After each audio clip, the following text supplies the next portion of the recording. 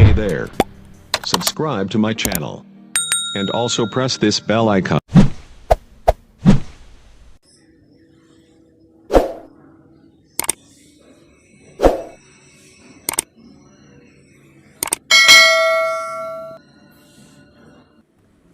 Assalamualaikum warahmatullahi wabarakatuh. Perkenalkan, nama saya Hafidatul Nisa dari kelas PAI 5B. Kali ini kita berada di mata kuliah media pembelajaran PAI. Nah, saya berkesempatan untuk sedikit menjelaskan tentang jenis-jenis media pembelajaran dan kelebihannya dalam meningkatkan kualitas pembelajaran. Sebelum kita mengetahui apa saja jenis media pembelajaran, kita harusnya mengetahui apa itu media pembelajaran. Nah, media pembelajaran itu kan terbagi dari dua kata. Yang pertama adalah media dan yang kedua adalah pembelajaran. Kata media berasal dari bahasa Latin yang merupakan bentuk jamak dari kata medium yang secara harfiah berarti perantara atau pengantar. Secara lebih khusus, pengenalan media dalam proses belajar mengajar mendorong diartikan sebagai alat-alat grafis atau elektronis untuk menangkap, memproses, dan menyusun kembali informasi visual atau verbal. Jadi media pembelajaran ini adalah alat sebagai perantara atau pengantar yang digunakan dalam suatu proses pembelajaran. Secara ringkasnya, media pembelajaran adalah sarana untuk menyampaikan atau mengantarkan pesan-pesan pembelajaran. Apabila media itu membawa pesan-pesan atau informasi yang bertujuan pembelajaran, maka media itu disebut dengan media pembelajaran. Yang selanjutnya kita masuk pada jenis-jenis media pembelajaran. Nah, dari yang saya tahu, media pembelajaran ini dibagi menjadi 3. Yang pertama adalah media cetak. Teknologi cetak adalah cara untuk menghasilkan atau menyampaikan materi seperti buku dan materi visual statis, terutama melalui proses percetakan mekanis atau fotografis. Nah, bisa kita bayangkan kalau media cetak itu adalah media yang cenderung kepada hasil tulisan atau biasanya kita lebih ke membaca. Bisa kita contohkan misalnya dari buku atau dari jurnal, dari artikel. Nah, itu adalah media pembelajaran, jenis media pembelajaran yang media cetak. Nah, yang kedua adalah audiovisual. Teknik audiovisual adalah cara menghasilkan atau menyampaikan materi dengan menggunakan mesin-mesin mekanis dan elektronik untuk menyajikan pesan-pesan audio dan visual. Audiovisual ini dibagi menjadi 2. Yang pertama adalah audio dan yang kedua adalah visual. Audio sudah kita ketahui bahwa audio lebih cenderung kepada pendengaran. Jadi dari sesuatu yang menghasilkan suara atau bunyi, sedangkan visual adalah sesuatu yang lebih ke penglihatan. Jadi kita bisa ke sesuatu yang dapat dilihat. Jadi audiovisual itu menggunakan pendengaran sekaligus penglihatan. Misalnya saja kita lihat dalam bentuk video.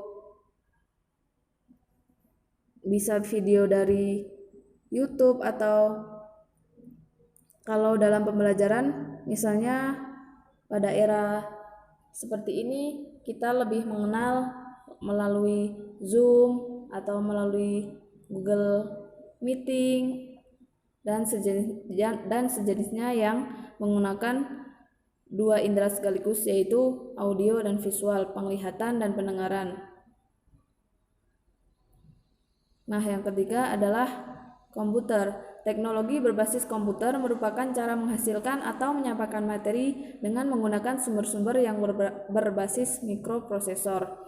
Nah, teknologi komputer ini tidak jauh berbeda dengan teknologi yang sebelumnya, yaitu teknologi audiovisual. Karena di sini kita bisa mendengar juga sekaligus bisa melihat.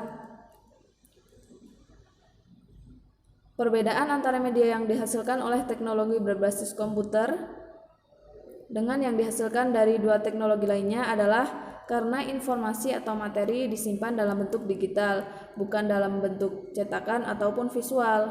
Pada dasarnya, teknologi berbasis komputer menggunakan layar kaca untuk menyajikan informasi kepada siswa. Nah, kalau tadi yang audiovisual mungkin secara langsung bisa seorang guru menayangkan video pembelajaran kepada siswanya. Nah, kalau komputer ini mungkin lebih digunakan pada era yang sekarang, yaitu seperti tadi yang saya telah sebutkan, yaitu melalui Zoom atau Google Meeting atau apapun yang berbentuk video ataupun yang menggunakan sejenisnya yang menggunakan teknologi komputer. Nah, kita sampai kepada kelebihan jenis-jenis media pembelajaran. Nah, tadi kan media pembelajaran itu dibagi menjadi 3. Yang pertama media cetak, yang kedua media audiovisual, dan yang ketiga adalah media komputer. Yang pertama saya akan menjelaskan kelebihan media cetak itu diantaranya yang pertama murah. Ya jelas lebih murah karena kita lebih sering atau lebih mudah menemukannya, misalnya buku atau koran atau jurnal. Yang selanjutnya adalah dapat diakses oleh kalangan luas. Nah, ini mungkin kalau yang menggunakan teknologi komputer hanya bisa diakses oleh orang yang mempunyai komputer, sedangkan yang melalui media cetak, misalnya koran, dapat diakses oleh kalangan luas, mulai dari kalangan yang rendah sampai kalangan yang atas. Selanjutnya adalah tidak memerlukan peralatan, karena media cetak ini lebih ke sesuatu yang langsung, yaitu misalnya buku atau koran, jadi tidak memerlukan alat, kita langsung bisa memakainya sebagai media pembelajaran. Yang keempat, bersifat fleksibel, mudah dibawa kemana-mana. Misalnya kita pakai buku, itu kan lebih mudah dibawa kemana-mana dibandingkan dengan komputer, itu kita harus menetap pada satu tempat. Nah, yang kelima, dapat digunakan untuk menyampaikan semua materi pembelajaran. Misalnya buku dapat digunakan untuk menyampaikan semua materi pembelajaran. Dalam satu buku itu kan sudah tersedia semua materi pembelajaran, kita tinggal memilih kita mau menyampaikan materi yang mana. Yang keenam, bisa dibaca di mana saja dan kapan saja, tidak terikat tempat dan waktu. Asal kita punya bukunya atau punya korannya atau punya jurnalnya, kita bisa membacanya di mana saja. Kalau misalnya kita pakai alat elektronik, mungkin terhalang kalau listrik mati, kalau nggak punya paketan. Nah, ini bisa diakses di mana saja dan kapan saja. Yang selanjutnya adalah media audiovisual. Kelebihan dari media audiovisual antara lain yang pertama adalah memperjelas penyajian pesan agar tidak terlalu verbalistik. Jadi mungkin kalau kita hanya lewat media cetak, mungkin hanya membayangkan oh seperti ini ya, seperti ini. Tapi kalau melalui audiovisual lebih jelas. Oh, jadi penjelasannya itu seperti ini. Misalnya praktek memandikan jenazah. Nah, kita tampilkan video, itu kan akan lebih jelas seperti apa cara memandikannya, mengkafani, sampai cara menguburkannya seperti apa, itu kan lebih jelas. Yang selanjutnya adalah mengatasi keterbatasan ruang, waktu, dan indera. Yang ketiga, siswa mampu memahami pesan pembelajaran secara lebih bermakna. Nah, kurang lebih seperti yang tadi ya, ini kan lebih jelas sehingga siswa akan lebih paham seperti ini. Seharusnya yang tujuan yang ingin dicapai guru itu seperti ini. Nah, siswa dapat menerimanya dengan baik. Yang terakhir adalah media berbasis komputer. Kelebihannya diantaranya memberi kesempatan kepada siswa untuk memecahkan masalah secara individual. Karena mungkin lebih kepada pembelajaran tidak langsung, jadi guru hanya sebagai fasilitator menyampaikan. Nah, selebihnya adalah siswa bagaimana dia memecahkan masalah yang dia terima dari pembelajaran tersebut. Yang kedua adalah menyediakan presentasi yang menarik dengan animasi. Nah, ini lebih